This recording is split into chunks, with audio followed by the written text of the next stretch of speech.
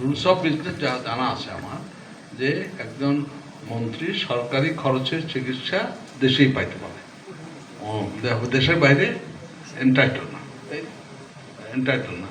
এখন আইনের প্রয়োগ ঠিক মতো হলেই হলো, এটা আর কি কথা।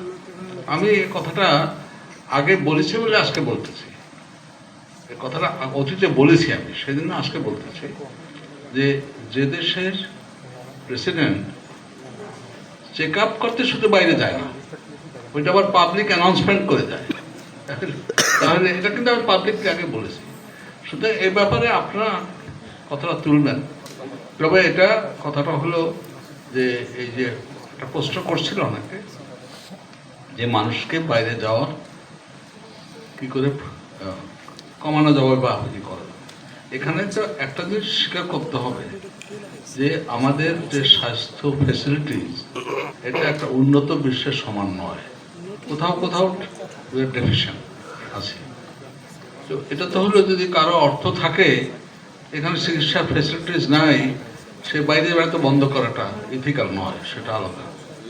কিন্তু আমাদের অনেক ফেসিলিটিস আছে যেগুলো আর করা সম্ভব, কিন্তু এখানে আবার কনফিডেন্স ইস্যু আছে।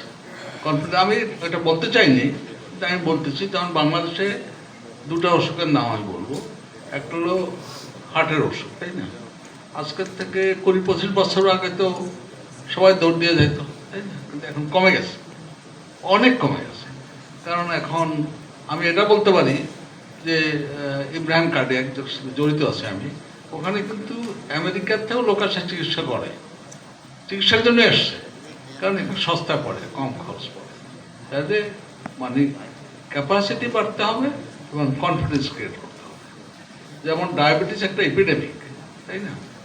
তো এখন মানুষ তো হাসি দিতেও বাইরে যায় অনেকে, কিন্তু অ্যাজ এ হোল ডায়াবেটিস চিকিৎসা করতে বাইরে যায় না অ্যাজ এ হোল, বরং নেপাল ইন্ডিয়ার থেকে তো আসে।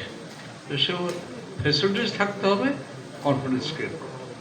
আমাদের রিকমেন্ডেশনে যে এই টিচিং ইনস্টিটিউটে ফুল টাইম লোক হবে, ঠিক, এটা একটা কি বলে ওয়াটার সেট হয়ে যাবে।